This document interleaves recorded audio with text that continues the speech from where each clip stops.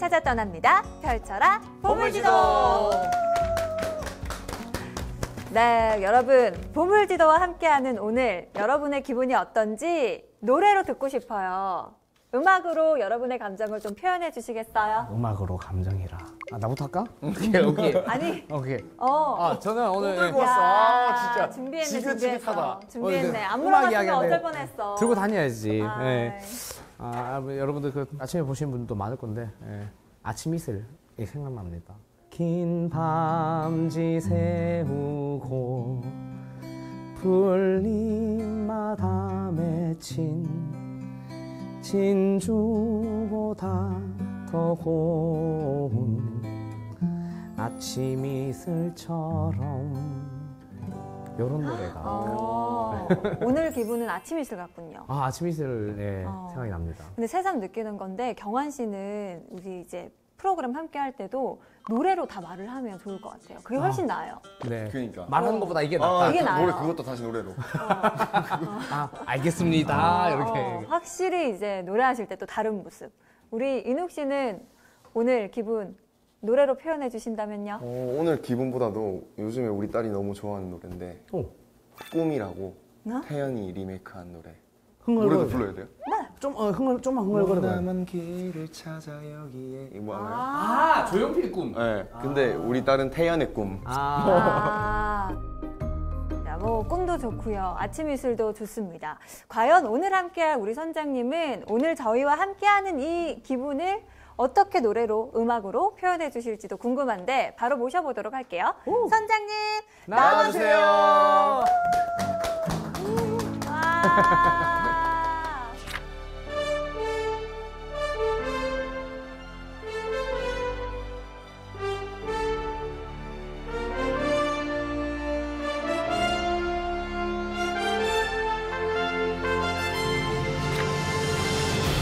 아니 사실 저희가 이렇게 음악으로 문을 연 이유가 있습니다. 지난 시간에 선장님과 함께 클래식의 맛을 살짝 봤잖아요. 네. 그런데 왠지 또 클래식 하면 뭐 형식도 이제 알겠고 조금 어떻게 역사가 진행되는지도 알겠어 하셔도 왠지 클래식은 좀 갇혀 있고 음악회에 가서 들어야 될 것 같고 왠지 좀 좋은 그런 스피커나 이런 걸 통해서 들어야 되지 않을까 약간 이런 생각을 하시는 분도 많으실 수 있거든요. 네. 그래서 오늘 선장님이 필요합니다. 도와주세요. 도와주세요. 자, 방금 이제 말씀하신 것처럼 우리가 지난 시간에는 음악이 뭔지, 우리 음악과 우리의 관계, 그렇다면 클래식은 뭔지 그래서 전반적으로 만나봤으니까 이제 본격적으로 음악을 이번 시간에 한번 준비를 해서 같이 들어보면서 저만의 플레이리스트를 여러분들이랑 좀 공유를 해볼까 합니다. 그래서 그 플레이리스트를 듣고 똑같이 따라하셔도 되고요. 아니면 거기에 몇 개는 빼서 다른 장르의 음악을 넣으셔도 되고 계속 그 하루 종일 음악과 함께 행복한 시간을 보냈으면 좋겠다. 콘서트 가이드가 알려주는 플레이리스트. 네.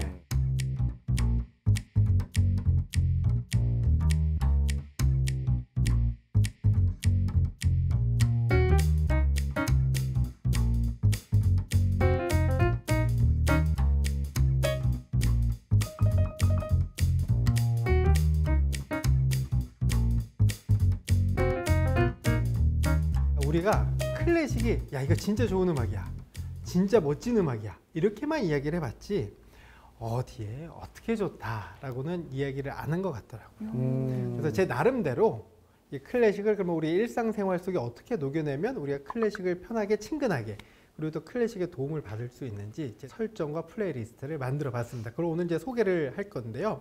이제 본격적으로 우리가 클래식 사용법을 만나보기 전에 질문을 하나 준비했어요. 지금은 잘 쓰지 않지만 그래도 몇 년 전까지만 해도 우리가 힐링이라는 단위는 엄청 많이 썼어요. 힐링. 그리고 음악도 힐링 음악. 힐링 음악이 뭘까요? 마음을 치유해주는 그런 음악? 힐링을 알기 위해서는 두 가지 개념을 분리하시면 돼요. 치료와 치유를 구분하면 돼요. 치료와 치유. 이 두 가지 차이점은 뭘까요? 치료는 남이 치료를 해줘야 되고요. 치유는 스스로 회복을 하는. 맞습니다. 근데 이게 지금 이렇게 말로 표현을 해주셔서 그렇지 아마 두 분 다 마음속으로 야 이게 치료고 이게 치유지 어느 정도의 개념은 느낌적으로 가지고 계실 거예요. 네. 근데 그걸 표현하면 바로 맞습니다. 이걸 조금만 더 정리하면 네. 치료는 남이 치료해 주는 거, 수동적인 의미예요. 아, 수동적이다. 치유는 내가 스스로 치유하는 거, 능동적인 의미입니다. 그래서 우리는 치료를 케어라고 하고요. 치유를 힐이라고 합니다. 힐. 네. 힐링은 결론적으로 우리 스스로 능동적으로 해야 되는 행위 중에 하나예요. 우리가 힐링 음악 하면 멜로디가 아름답고 정말 편안하고 이런 게 힐링 음악이라고 생각을 하는데 그렇지 않고 내가 스스로 어떤 음악이든지 그 음악에 의미 부여를 해서 스스로 듣고 스스로 그 음악에 해석을 했을 때 우리가 능동적으로 그 음악을 만났을 때 그 음악이 힐링 음악이 될 수 있습니다. 그러면 우리가 멜로디가 아름답고 아름답지 않고를 떠나서 모두 다 내가 능동적으로 들으면 힐링할 수 있는 포인트들이 많아지겠죠. 클래식도 그렇습니다. 어렵다, 뭐 나 이 음악에서 잘 모른다 이런 거 말고 나는 이 시간에 이 음악을 들으며 어떤 행위를 할 거야. 스스로 찾아 들으면 클래식도 여러분들만의 힐링 음악이 될 수 있습니다. 어떤 마음가짐으로 하냐에 따라 네. 다르겠네요. 네.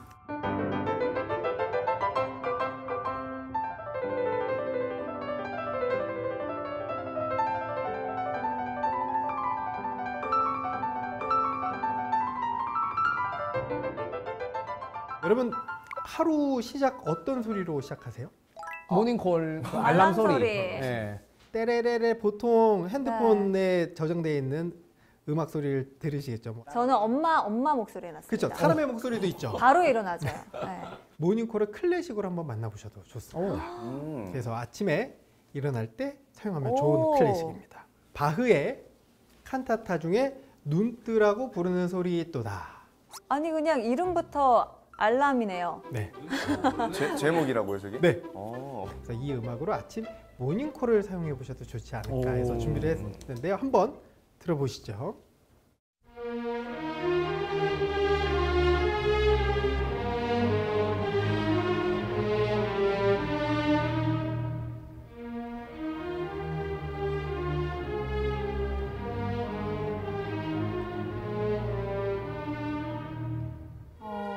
계속 눈이 안 떠져요. 근데 못 선생님 일어나. 이 정도로는 저 못 깨웁니다. 편안하신데요, 그럴 이게? 줄 알고 음악을 하나 더 준비를 좋습니다. 아니 근데 일단 굉장히 희망차고 기분 좋게 하루를 시작할 수 있을 것 같기는 하네요. 일어난다면. 예. 근데 제가 다른 곳에 가서도 네. 여러분 아침 모닝콜로 사용하면 좋은 클래식입니다. 눈뜨라고 부르는 소리 있도다고 음악을 재생을 하잖아요. 그러면 네. 다들 이게 된다고. 약한데. 아 이걸로는 내 잠을 물리칠 수 없을 이걸로 걸. 눈을 뜨라고 이렇게 의문을 가지시는데 그래서 하나 더 준비를 했습니다. 이쯤은 돼야죠. 바로 떠지죠, 이거. 야.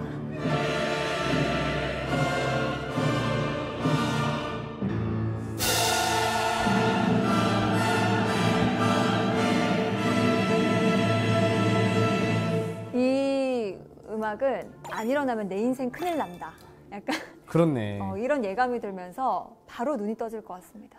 이 음악 TV에서 많이 만나보셨죠? 뭐 예능이라든지 드라마, 맞아요. 시트콤에서도 자주 사용되는 음악이에요. 네. 네, 그래서 이제 하나하나씩 좀 음악의 그 숨겨진 이야기를 전해드리면 바흐 하면 뭐가 떠오르시죠? 우리 아빠, 그렇죠. 음악의 아빠. 음악의 아버지. 이런 수식이 틀린 말은 아니에요.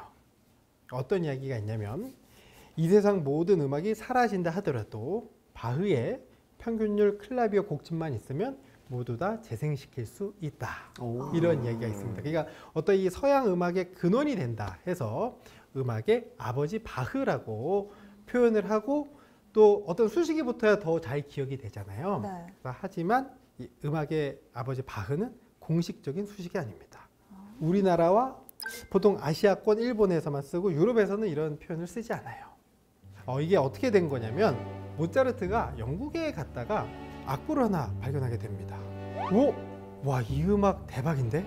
이 음악을 작곡한 사람은 음악의 아버지고 우리는 그의 자식들이다. 이렇게 너무 훌륭해서 표현을 하고 악보를 봤더니 바흐가 써져 있더래요. 그래서 그 이야기가 에피소드가 전해지고 해서 이제 음악의 아버지 바흐가 됐는데 그 바흐는 그러니까 우리가 지금 알고 있는 바흐는 요한 세바스찬 바흐인데요. 모차르트가 봤던 그 바흐는 칼 필립 임마누엘 바흐예요. 다른 바흐예요? 아들이에요. 아.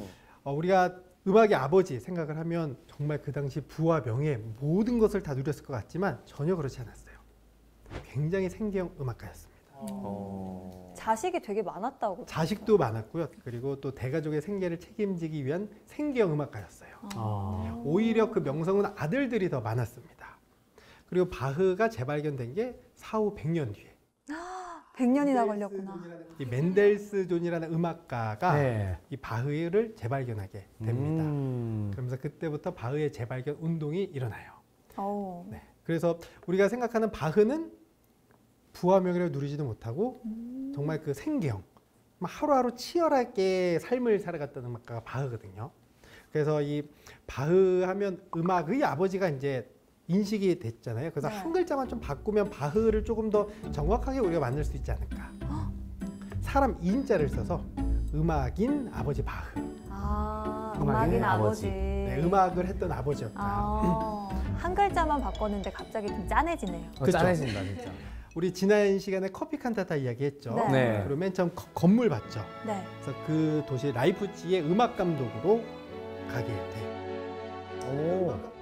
근데 그 음악 감독도 막 스카우트 돼서 모신 게 아니에요. 음악 감독 자리가 났다 그래서 지원을 합니다. 원서 쓰고. 네, 원서 쓰고. 시험 보고. 네. 근데 3순위였어요. 첫 번째는 텔레만이라는 사람이 있었는데 그 당시 굉장히 또 가장 유명했던 사람이에요. 근데 그 사람이 함부르크의 칸토르라고 하는 음악 감독직에 있다가 연봉 협상 시기가 다가와서 유리한 고지를 취하려고 나 라이프치히 거기 지원할 건데 이렇게 해서 지원을 하게 된 거고, 그래서 맨 처음에 라이프치히에서 무조건 그 텔레만이라는 사람을 뽑고 싶었는데 연봉 협상이 잘 돼서 가게 됩니다. 그리고 이제 두 번째 순위였던 음악가를 뽑으려고 했는데 그 음악가는 이전에 궁정음악가였는데 그 궁정의 백작이 노를 해서 넘어오지 못하게 됩니다. 그러면서 그때 기록에 보면 우리는 그냥 그저 그런 음악가로 타협을 봐야겠지요 하면서 뽑은 게 바로 바흐. 그저 그런 음악가가 바흐라고요? 차선책이었네요. 네. 차차선책이었습니다. 네, 차차선. 아이고. 그러니까 당시에는 인정을 받았던 음악가도 아니고요. 그러니까 굉장히 생계를 위해서. 그래서 그때 역할이 뭐였냐면요. 라이프치 대형 교회 4개 매주 예배 음악을 작곡해야 됐어요. 1년이 몇 주죠? 52주? 52주. 200곡을 썼어야 됩니다.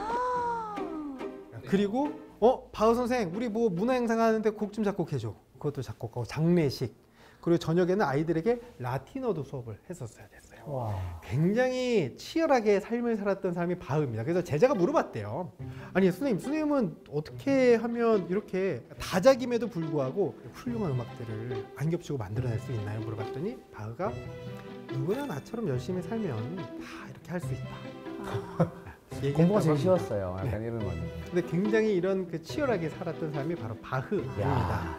아니 바흐가 음악의 아버지라고 불린 이유가 우리네 아버지처럼 일을 열심히 해서 너무나도 열심히 한 나머지 음악의 아버지로 불렸을 수도 있겠다라는 생각이 순간 들었어요. 네, 맞습니다. 네. 그래서 우리가 지금 이 시간부터 바흐의 음악을 만나면 음악의 아버지, 거장, 위인보다도 그 몇백 년 전에 굉장히 치열하게 삶을 살았던 음악인 바흐가 현재 치열하게 삶을 살아가고 있는 우리들을 위해 보내는 음악, 이렇게 좀 의미 부여를 해보면 바흐의 음악들이 어렵다 보다도 약간 마음으로 만날 수 있는 좀 더 짠하게 네, 다가오네요. 맞습니다. 그런 계기가 있습니다.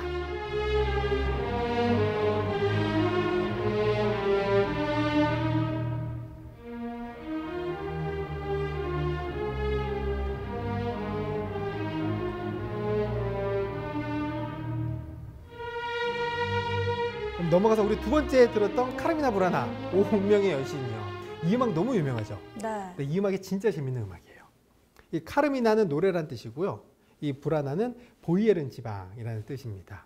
보이에른의 한 수도원에서 13세기, 14세기로 추정되는 당시의 시가집이 하나 발견이 돼요. 1300년대, 1400년대 삶을 살았던 사람들의 이야기가 거의 다 담겨져 있는 거죠.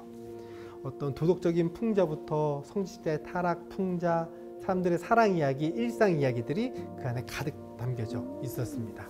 그리고 나서 칼 오르프라는 독일 음악학자이자 작곡 작가인데요. 우리 음악 수업 중에 오르프 수업 이런 거 조금 네. 들어보셨을 거예요. 초등음악에 나옵니다. 네. 그 오르프가 바로 이 독일 음악학자, 교육자 칼 오르프입니다. 1900년대 사람인데요. 그때 내용을 가지고 모아서 하나의 그 합창 음악을 만들게 됩니다. 그게 카르미나 불안하고 첫 번째 곡이 이 음악이에요. 네, 이 운명의 여신이었는데 어떤 내용이냐면 사실 우리의 운명은 모두 다 정해져 있다. 우리가 성공이 있으면 실패가 있고 명이 있으면 암이 있고 삶이 있으면 죽음이 있고 왜 우리에게 이런 가혹한 쳇바퀴 같은 삶을 주셨습니까? 운명의 여신이요 하면서 한탄하는 그런 내용입니다. 철학적인 내용이네요. 네. 야, 그 뜻도 알람과 어울리네요. 그렇죠. 그래서 잔잔하게 주말에 눈을 뜨고 싶다 하면 네. 아까 바흐의 눈 뜨라고 부르는 소리 있도다 이 음악을 들으시면 되고요. 아침에 벌떡 일어나야 출근해야 되면 된다. 카르미나 브라나의 운명의 여신이여를 들으시면 되겠습니다. 주중에는 운명의 여신이요. 네.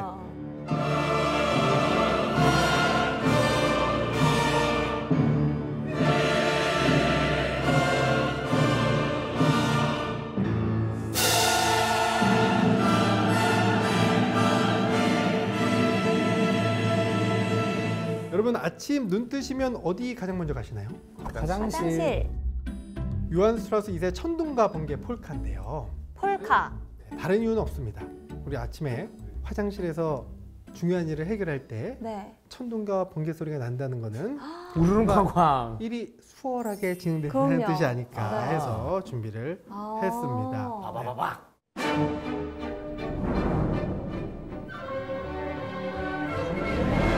아, 개운합니다.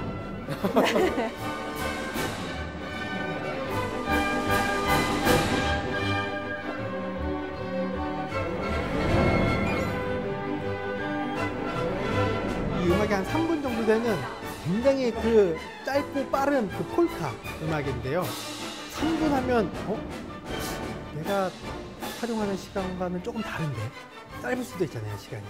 반복해서 들으면 되니까요. 크게 문제될 건 아니에요. 그렇게 하네요. 편안하게. 네. 그래서 그 우리가 클래식 너무 고상하게 막 생각하지 말고 이렇게 진짜 우리 일생활에서 네. 함께 해도 됩니다. 그래서 핸드폰 보면서 이게 안 좋다고 하잖아요. 그러니까 음악 틀어놓고 음악에 맞춰서 좀 그 시간을 즐겨보시면 됩니다. 근데 확실히 이 노래는 진짜 장 활동이 좀 원활해지는 것 네. 같아요. 빰빠라빰빠라빰 하고 네. 나올 것 같네요. 자, 그러면 화장실 다음 보통 뭐 하시죠? 그 다음? 씻어야죠. 양치. 양치하시죠. 네. 양치할 때 사용하면 좋은 클래식입니다. 양치용 클래식. 네. 똑같은 폴카 형식이고 제목이 트리치 트라치예요.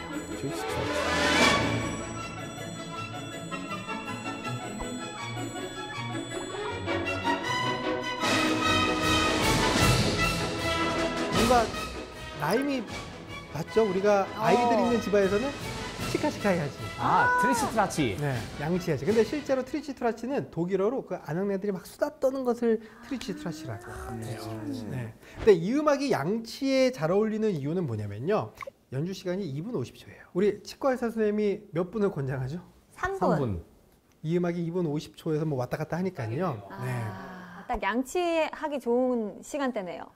그러니까 우리가 클래식을 감상으로도 생각할 수 있는데요. 시간 체크용으로 사용하셔도 돼요. 실용적이다. 그럼요. 네. 자, 요한스러스 2세 오스트리아 음악가고요. 1800년대 이제 중후반 이제 1900년대까지 같이 활동했던 음악가인데요. 일명 왈츠의 왕이라고 불리고 있습니다. 1800년대 중후반 이 당시 오스트리아 빈에서는요. 왈츠가 엄청난 유행이었어요. 그리고 당시 어떤 국제적인 정세 때문에 이런 그 춤곡들이 오스트리아 빈의 시민들의 마음을 위로해 주기도 했고요. 실제 프랑스 한 기자의 이야기에 따르면 이 도시는 왈츠에 미친 도시였다. 그 왈츠의 음악 90%를 요한 스트라우스 2세가 공급을 했다고 생각을 하면 어마어마한 그 당시에 부와 명예를 누리기도 했을 거고 상징성이 있었을 거고 우리 도시에 만약 클럽이 무도회장이 10개가 있어요. 10개에서 모두 한 사람의 음악만 흘러나온다고 생각을 하면 그 상징성을 여러분들도 이해를 하실 수 있을 겁니다. 그런 상징성을 가졌던 사람이 요한 스트라우스 2세다.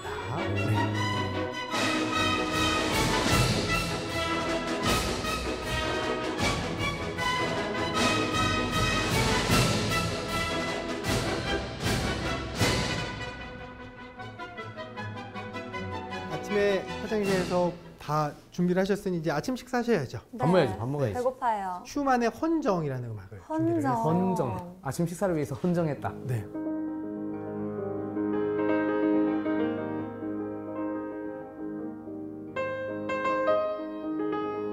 보통 다 이 정도로 소박하게 차려 드시죠?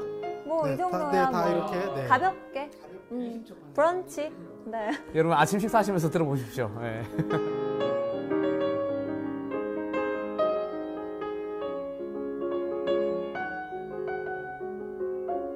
우리가 클래식과 친하고 음악가들을 막 만나다 보면 한 커플을 만나게 돼요. 바로 슈만과 클라라. 클라라. 슈만과 클라라는 정말 그 인고 부부였고 커플 중에 가장 유명한 커플이기도 합니다. 근데 그 둘에게는 또 러브 스토리가 있어요. 먼저 클라라를 설명드리면 클라라는 어린 10대 시절부터 전도 유명한 피아니스트, 여성 피아니스트였습니다. 그리고 아름다웠고요. 굉장히 또 현명했고요. 연주도 잘하고요. 이대로만 커서 성인이 되면 정말 좋은 곳에 시집도 가고 자기 음악 활동하면서 아주 멋지게 여생을 살아갈 수 있는 여성이었습니다. 1등 신부감이에요. 네. 그리고 이 클라라의 아버지는 비첨이라는 사람이었어요. 피아노 선생님이었습니다. 근데 이 비첨에게는 참 가슴 아픈 제자가 한 명 있어요. 바로 슈만입니다. 얘가 성실해. 뭔가 음악적 욕심도 있고 야욕도 있고 약간 실력은 부족하지만 그래도 열심히 하면 멋지게 성공할 수 있다고 생각을 했는데 어느 날 손가락을 부상당하게 됩니다. 아이고. 그러니까 너무나 좀 잘 치고 싶은 마음에 하드한 트레이닝을 하다가 이 손가락 부상을 일으키게 무리했네요. 네. 그러면서 피아니스트로서의 생명이 불투명하게 아이고. 됩니다. 좀 가슴 아픈 제자죠. 그러다 어느 날 슈만과 클라라가 손을 잡고 아버지 앞에 나타납니다. 야. 우리 사귀어요. 야. 결혼할 거예요. 아빠 입장은 어땠을까요? 절대 안 돼. 마음 아픈 제자와 지금 내 딸을 가져가겠다는 사람이랑은 완전히 다른 거거든요. 지금 그렇죠. 포지션이. 네. 그리고 아버지 입장에서는 딸이 굉장히 완벽한데. 음악가로서 장래가 창창할 것 같은데 네. 약간은 너무 아까워했을 것 같아요. 당연하죠. 네. 누가 보더라도 그래서 결혼을 반대하고 소송을 걸게 돼요. 결혼 반대 소송을. 근데 결국에는 이제 아버지가 거기서 지게 됩니다. 그리고 나서 슈만과 클라라가 결혼하게 돼요. 슈만은 너무나 감사하잖아요. 네. 내일이면 자신의 신부가 될 클라라를 위해서 작은 연가곡집을 하나 작곡해서 선물을 합니다. 로맨틱해라. 그 연가곡집의 1번이 헌정이에요. 많은 음악가들이 야 이거 멜로디 너무 좋은데? 하면서 각자의 악기로 편곡하기 시작합니다. 그리고 이 당시에 이제 리스트라는 피아니스트가 있었는데요. 리스트가 이 음악을 듣고 야 이거 피아노 버전으로 연주하면 너무 좋겠다. 그래서 피아노 버전으로 만들었는데 오늘 제가 준비한 버전은 바로 이 피아노 버전입니다. 리스트 버전. 우리가 헌정하면 누군가에게 거대한 뭐 어떤 거대한 걸 준다고 생각을 하는데 잘 생각해 보면 요리도 하나의 헌정이에요. 그럼요. 나를 위한 가족을 위한 이 시간에 이 음악을 들어보시면 좋을 것 같습니다.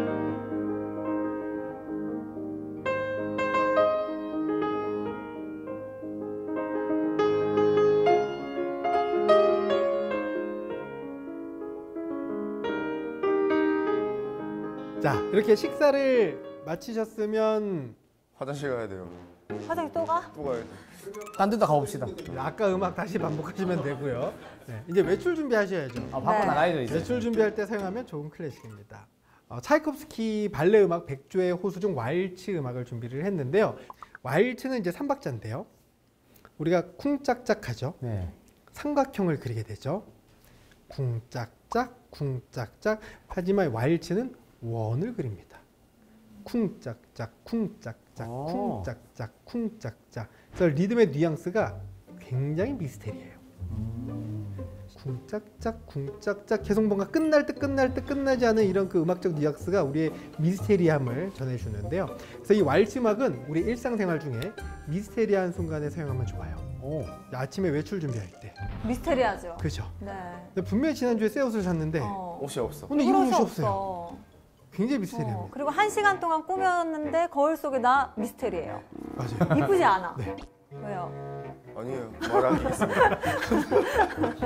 네, 분명히 인터넷에서 예뻐서 샀는데 우리 옷장에서는 안 이뻐. 막 이런 것들 미스테리한 네. 순간들이 이 시간에 많이 벌어지거든요. 그래서 이럴 때는 왈츠 음악을 들으면 좋습니다.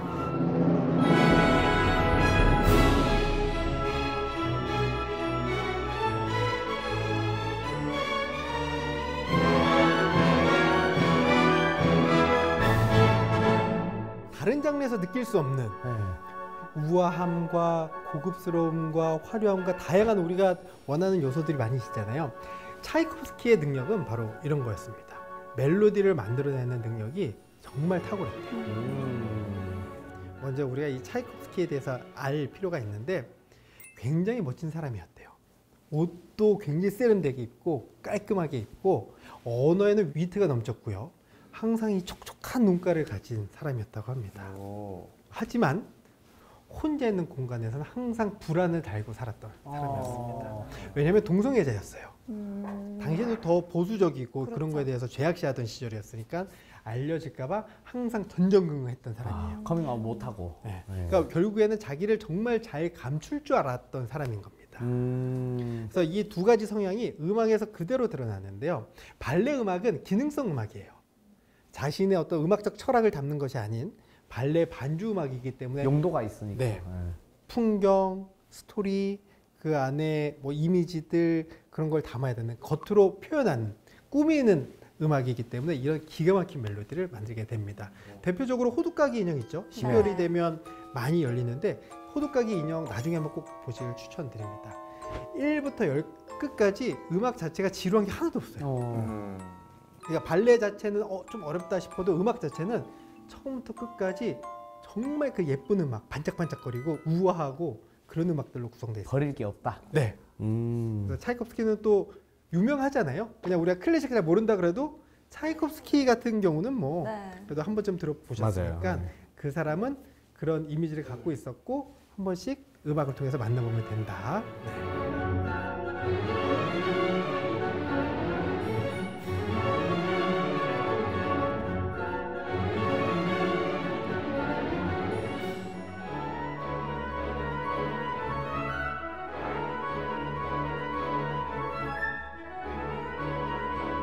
우리가 사회생활하고 일상생활을 하다 보면 격한 내면의 언어를 표현하고 싶을 때가 와요. 화가 쌓였을 때. 욕하고 싶을 때. 이런 야이. 욕하고 싶을 때 사용하면 좋은 클래식입니다. 제가 야구장에서 욕하다가 찍힌 사진이에요. 와우. 네, 제가 한화 이글스 팬인데요. 원래 이닝과 이닝 사이에 관중석을 한번 잡는다든지 네. 어디 하나 딱 잡고 광고 넘어가잖아요. 네. 그때 한화 응원석 중에 제 표정이 가장 안 좋았나 봐요. 그 표정이 그렇게 유쾌하지만은 않죠. 우리가 사회생활을 하다 보면 격한 언어를 좀 토로하고 싶을 때가 와요. 이때 클래식을 사용하셔도 됩니다. 핸델의 시바 여왕의 도착이에요. 제목부터 와닿네요. 제가 뭐 강조하고 싶어서 한 게 아니고요. 그 스펠링도 그렇고요. 여왕 이름이 시바라서 어쩔 수가 없어요. 네. 그러니까 물론 우리가 타인을 향해서 비방할 목적으로 이런 욕을 하는 거는 안 좋습니다. 그건 하는 거 아닌데 우리의 그 감정을 언어화시키는 것도 우리 감정을 해소하는 방법 중에 하나래요. 야구 선수분들도 화면에 많이 잡히시잖아요. 저희는 많이 굽죠. 근데 그게 이제 누구를 향한 비방이 아니잖아요. 그냥 스스로의 어떤 에이. 결과물이 안 좋았을 때 그 감정을 토로하는 거니까 그런 거라고 생각을 하시면 돼. 그걸 좀 우아하게 바꿔보면 되죠. 에이, 핸델의 시바 여왕이야 도창이나 들어야겠다. 예. 좋다. 무섭다. 조금 화가 났을 때, 그리고 내가 너무 분풀이를 하고 싶은데 욕은 할 수 없을 때. 그럼요. 뭐 팀장님, 우리 시바 여왕의 도착 들을까요? 뭐 이런 식으로 의견 표현을 할 수 있잖아요. 그렇죠? 저 잠시 시바 여왕의 도착을 듣고 오겠습니다. 뭐 이렇게 의견 표현을 하는 것도 좋지 않습니까? 해소해야 됩니다. 네. 근데 음악은 굉장히 밝아요. 한번 들어보시겠어요?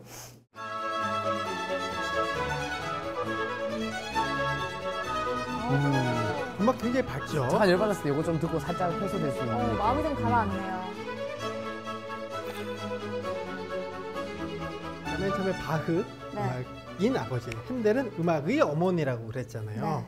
근데 핸델도 좀 이 단어를 비슷하게 바꾸면서 최대한 핸델의 어떤 이미지와 부합할 수 있는 그런 수식이 있습니다. 그래서 핸델을 좀 소개를 해드리면, 그냥 핸델은 어렸을 때부터 아버지가 음악가가 아닌 다른 길로 키우기 원했습니다. 그래서 법대를 보냈어요. 이야. 근데 그 음악가들의 어린 시절을 보면 그 부모님 세대도 참 우리와 많이 다를 건 없다. 왜? 우리도 부모님이 보통 원하셨던 거는 뭐 법 쪽에, 그다음에 의사. 그러니까 많이 안정적으로 삶을 살아가고 그러길 원하잖아요. 그 시대 때도 그랬어요. 그게 이제 1600년대 후반, 1700년대 이때인데요. 근데 음악을 너무 좋아했어요. 그래서 몰래 음악하다 걸려서 뭐 아버지에게 엄청 맞기도 하고 그러던 중에 이제 결국 이제 아버지가 돌아가시고 나서 이제 음악가의 길을 걷게 됩니다. 이태리로 유학을 가게 돼요. 가면서 이제 오페라를 만나게 되는데 우리 지난 시간 오페라가 이태리에서 시작됐다 말씀드렸었죠. 그래서 이제 본고장에서 오페라에 대한 감각을 익히기 시작하고 실력을 인정받게 됩니다. 그래서 다른 곳에서 막 스카우트를 많이 받아요. 우리 쪽에 오면 훨씬 더 잘해줄게. 그러면서 이제 독일 궁정음악가도 가고 이제 결국에는 이제 여러 우여곡절이 있었지만 결국에는 영국의 왕실의 총애를 받으면서 영국 왕실 작곡가로 가게 됩니다. 잘 들어갔네. 돈도 많이 받았겠죠. 네. 그리고 왕실 행사 대규모 음악들도 그 사용을 하면서 그리고 그 영국을 위한 영어를 사용한 오페라를 작곡하게 됩니다. 인생에 굴곡 없는 사람은 없지만 그래도 많은 부와 명예를 누렸던 사람이 핸델입니다. 바흐와는 좀 다르네요. 네, 독신이었어요. 그리고 어. 나중에 죽을 때 재산이 많았는데 물려줄 사람이 없는 거예요. 그래서 많은 음악단체에 기부를 좀 했다고 해요. 이야. 어려운 음악가들을 위해서 좀 도움을 줬기 때문에 음악가들의 어머니 이렇게 표현을 하면 조금 더 핸델의 어떤 활동을 더 포괄할 수 있는 표현이 되지 않을까 이렇게 준비를 해봤습니다. 그래서 음악의 아버지 바흐, 음악의 어머니 핸델 말고 조금만 더 세련되게 음악인 아버지 바흐, 음악인들의 음악인들의 어머니. 어머니. 핸델. 이렇게 생각하시면 되겠습니다.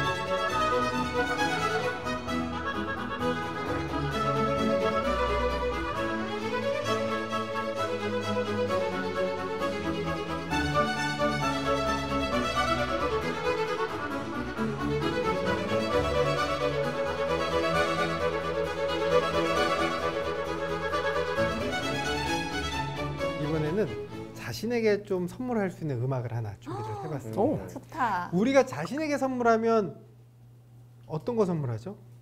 좋은 거. 좋은 거. 내가 갖고 싶은 거 사는 거. 네. 이게 사람 성향마다 다르긴 하겠지만 그래도 나를 위한 선물이니까요. 조금 그 좋은 거, 어떤 고급이라고 하는 거 그런 거를 한번 살 수 있게 되는데 음악도 그런 게 있습니다. 그래서 자신에게 선물하고 싶을 때 사용하면 좋은 클래식으로 베토벤 교향곡 3번을 이제 추천을 해드려요. 이거는 어떤 음악이냐면 영국 BBC 방송국 산하 클래시컬 뮤직이라는 잡지사가 있는데 거기서 몇 해 전에 현존하는 세계적으로 활동하는 지휘자들에게 당신이 생각하는 최고의 교향곡은 어떤 음악입니까?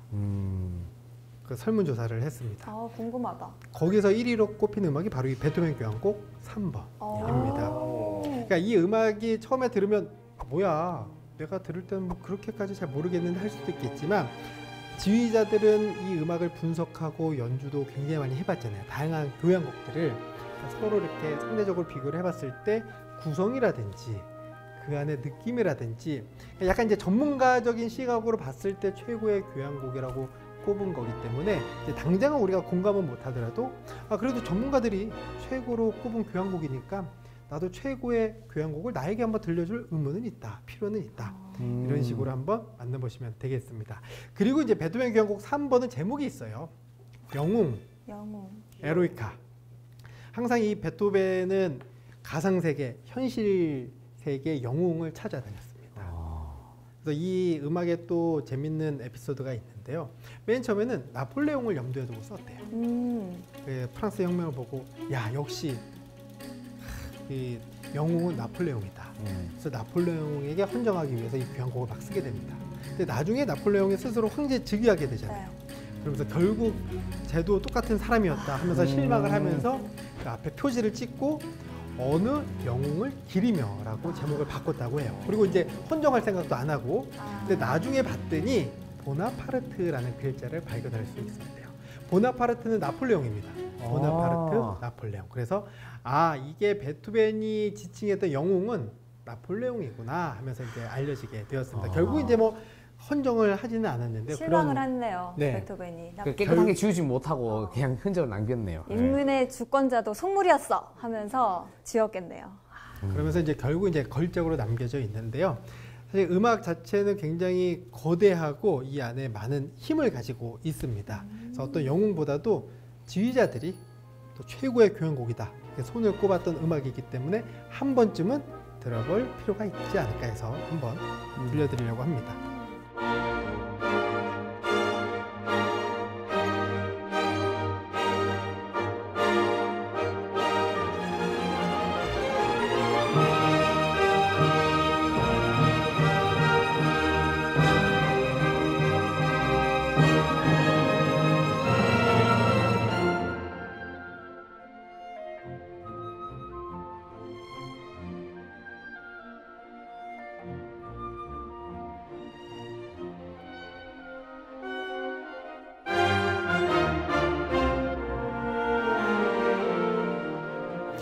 다음 우리 반신욕 할 때 사용하면 좋은 클래식을 하나 준비했어요. 신요. 반신욕. 우리 가요들은 다 비트가 들어가 있어요. 네. 맞아요. Drop the beat.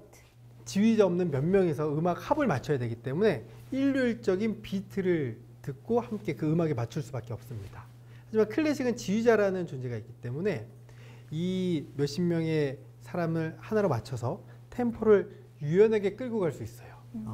점점 느리게, 점점 빠르게, 아니면 멈춰 있는 듯한 느낌을 줄 수 있습니다. 이건 이제 우리가 소비하는 다른 음악 영역에서는 물론 이제 연출할 수 있겠지만 그래도 좀 만나기 힘든 그런 템포의 유연성이에요. 그래서 이 맨델스존의 고요한 바다와 즐거운 항해 서곡을 들으면서 반신욕을 한번 해보는 것도 추천드려요. 그리고 이거는 이제 괴테의 시 고요한 바다와 즐거운 항해 이 독립적인 시예요. 근데 이 두 개의 시를 연결해서 하나의 음악으로 맨델스존이 만들었습니다.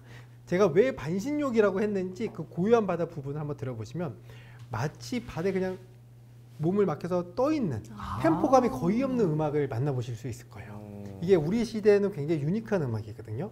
한번 들어보시죠.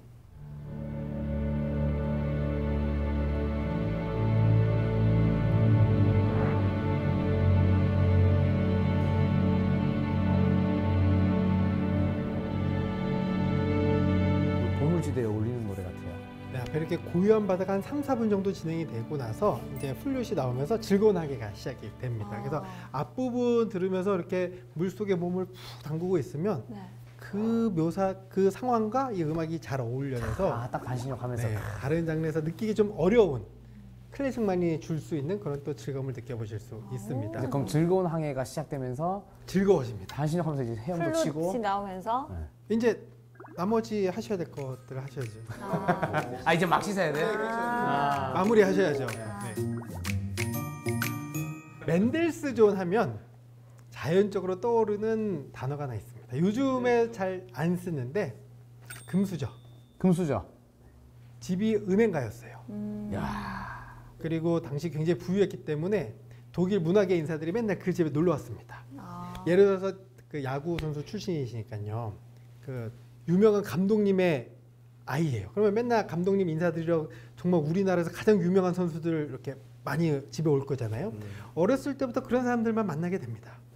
불편해. 네.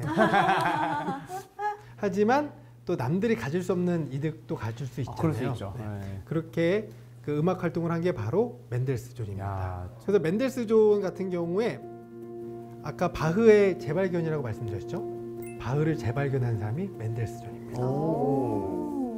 이게 제 개인적인 생각이긴 한데요. 맨델스존이 부유하잖아요. 그럼 마음도 굉장히 넓었을 거거든요. 자격지심, 뭐 부러운 거 하나 없는 정말 마음의 여유가 있는. 교육도 잘 받고요.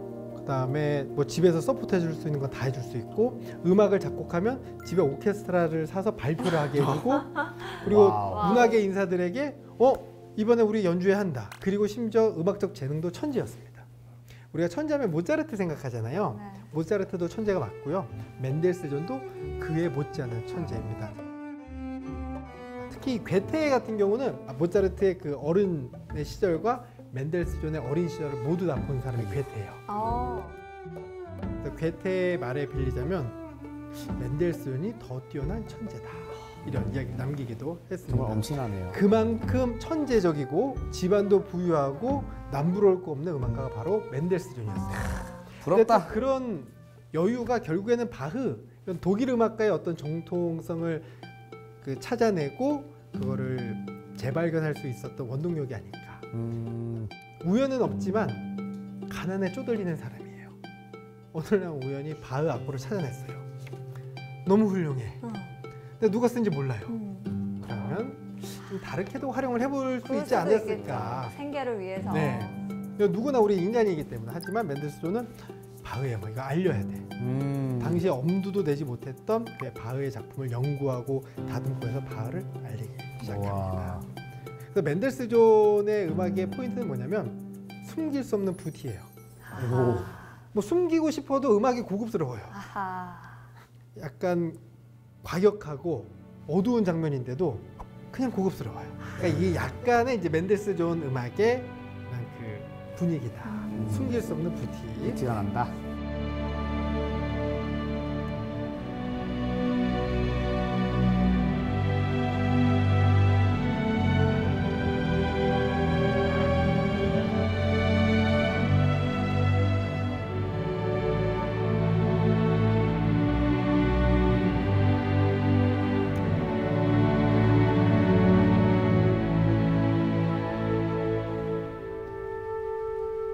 우리 잘 때 사용하면 좋은 클래식을 준비했어요. 잘 때. 사실 제가 클래식 추천하면서 가장 맨 처음 말씀드리는 상황은 주무실 때예요. 잠잘 때 사용하면 좋은 클래식. 그래서 드보르작의 현을 위한 세레나데. 드보르작은 동유럽 체코 출신의 음악가입니다. 세레나데는 원래 성악으로 시작했지만 나중에 점차 시대가 흐르면서 악기 음악으로 넘어오면서 의미가 조금씩 변한 하나의 장르입니다. 세레나데 하면 뭐 생각나시죠? 사랑의 노래. 그렇죠. 네, 남자가 여자 집 앞에서 부르는 네. 세레나데. 창문을 열어 나오고 네. 로미오와 줄리엣 그런 게 이미지가 있죠. 생각나네요. 근데 이 세레나데가 노래였다가 이 밤의 음악이라는 뜻이거든요. 근데 노래로 밤에 할 수 있는 거는 사랑을 속삭이는 게 주가 될 수밖에 없어요. 그러면서 악기 음악으로 넘어오게 됩니다. 악기 음악이 밤에 연주하는 이유 목적은 뭐가 있을까요? 여흥, 행사, 연회. 결국에는 우리의 귀를 즐겁게 해주는 음악. 그러니까 성악은 사랑을 속삭이는 노래지만 악기로 왔을 때는 우리의 귀를 즐겁게 해주는 하나의 음악이 되었다. 그래서 세레나데라는 제목이 들어가면 웬만하면 저녁에 들으시기 좋으실 겁니다. 그래서 앞에 잠깐 들려드릴게요.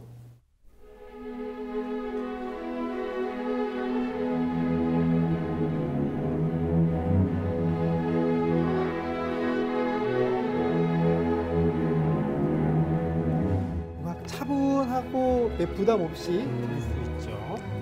자, 이렇게 자려고 누워서 클래식을 한 곡 들어도 잠이 안 와요. 왜 잠이 안 오지? 내일 일찍 일어나야 되는데. 불면증. 불면증은 아니겠지만 자꾸 왜 잠이 안 오지? 잠이 안 올 때. 아까는 잠잘 때 사용하면 좋은 클래식이었고요. 지금은 잠이 안 올 때 사용하면 좋은 클래식입니다. 자장가. 바흐의 골드베르크 변주곡이에요. 골든베르크 변주곡. 변주곡이요. 변주곡은 뭐냐면 말 그대로 하나의 테마 음악을 이렇게도 연주해보고 저렇게도 연주해보고 슬프게도 연주해보고 빠르게도 연주해보고 다양하게 변주해서 연주하는 걸 변주곡이라고 합니다. 사실 클래식 형식 양식 용어들이 암호는 아니에요. 우리가 잘 안 써서 우리에게 낯선 단어여서 어색한 것 뿐이지 그 뜻은 뭐 없습니다. 변주곡은 변주하는 걸 변주곡이라고 합니다. 이 음악이 왜 좋냐면요. 일단 앞부분을 좀 전해드릴게요.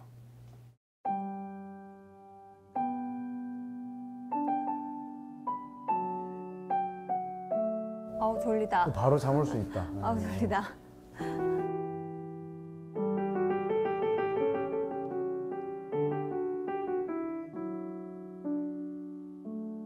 네, 뭐 끝까지는 아니지만 이런 식의 멜로디가 다양한 변주를 통해서 50분 거의 1시간 동안 진행이 됩니다. 기네요. 네. 딱 그래서 이 음악을 듣고도 잠이 안 드셨다면 그때는 이제 병원 가셔서 정확한 진단을 얻어보시면 되겠습니다. 근데 이 음악은 그러니까 제가 오늘 클래식 사용법을 계속 전해드리면서 우리가 음악이 작곡된 목적, 배경을 다 배제하고 현대 사회에서 우리가 듣고 싶은 대로 우리가 설정하고 싶은 대로 이렇게 설정하고 듣는 방법을 알려드렸잖아요. 네. 이 음악은 작곡 의도대로 들으시면 돼요. 그냥 자면 되네요. 바흐가 불면증을 위해 작곡한 음악입니다. 정말 처음부터 목적이 명확했네요, 그러면. 그 바흐가 아까 라이프치히에서 활동했던 시기에 러시아 대사였던 카이저링크 백작이라는 사람이 러시아 대사로 있었습니다. 근데 불면증을 앓았어요. 그래서 어떤 방법을 썼냐면 하나 건반 연주회를 고용해서 옆방에서 연주를 시켜요. 내가 잠들 때까지 넌 연주를 하거라. 와. 그 사실을 바흐에게 이야기하고 바흐가 그 연주자를 위한 음악을 작곡합니다. 그 연주자 이름이 골드베르크예요. 골드베르크. 아, 그래서 골든베르크. 네. 아, 약간 너튜브 연속 재생이네요. 네, 그쵸. 그 표현 좋은데요. 바로크 시대의 유튜브 연속 재생. 네. 어.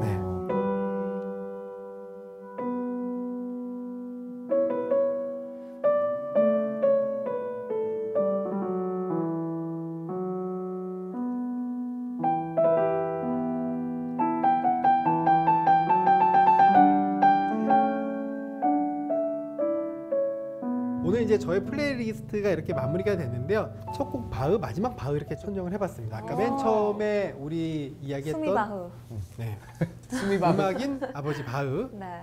몇백 년 전 치열하게 삶을 살았던 음악인 바흐가 현재 치열하게 삶을 살아가는 우리들에게 보내는 음악. 좀 이렇게 의미를 부여해보면 바흐의 음악들도 좋을 것 같고요. 그리고 클래식 음악가들이 거의 다 그렇게 살아생전에 부와 명예를 누렸던 사람이 몇 없어요.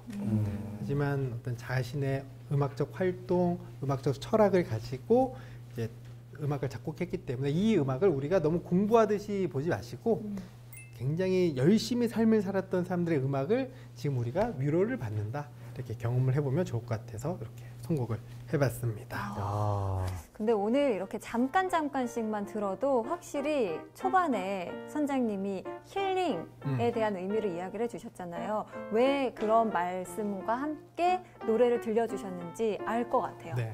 좀 마음이 온화해지면서 중간중간에 또 화가 났을 때 욕을 하고 싶을 때 들을 수 있는 그런 곡도 있었잖아요. 굉장히 마음이 안정적이어졌습니다, 지금.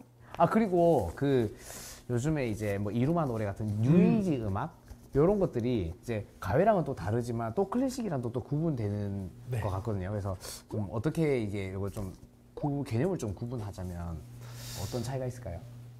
그냥 장르 구분이라고 생각을 하시면 되는데요. 네. 사실 클래식이 19세기 지나고 20세기 음악 1900년대 넘어오게 되면서 작곡가들은 그게 걱정이었습니다.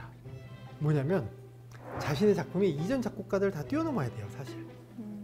베토벤, 브람스, 바흐. 그러니까 우리가 흔히 거장, 그 음악의 거장이라고 불렀던 사람들이 작품이 지금까지 살아있는데 그 작품들 대신 내 음악이 연주되고 내 음악이 인기받기 위해서는 그들을 뛰어넘어야 됩니다. 쉽지 않겠죠. 그러다 보면 두 가지 노선을 취하게 돼요. 내가 후계자다. 하나는 나는 반대적인 노선을 간다. 새로운 비교될 노선. 바에는 그러면 새로운 음악적 소스를 찾기 시작하면서 현대적인 음악들이 등장을 하죠. 뭐 미니멀리즘이라든지 미국에선 재즈가 태동하게 되고요.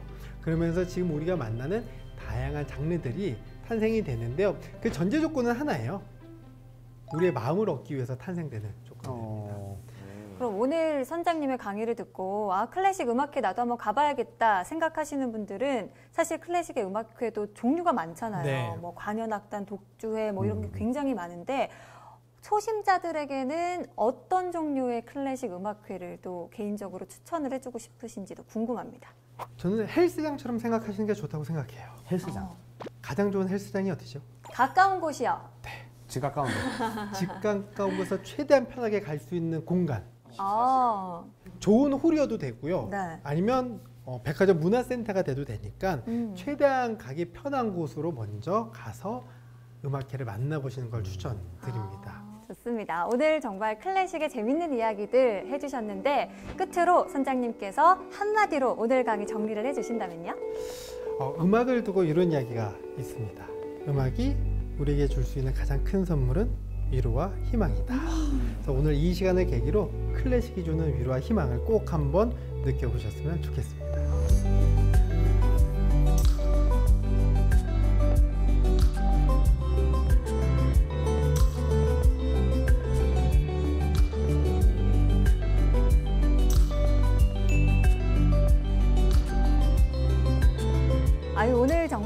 선장님과 지난 시간에 이어서 2주 연속 클래식 이야기를 나눠봤는데 확실히 이번 시간을 통해서 클래식 너무 먼 음악은 아니구나 느낄 수가 있었습니다.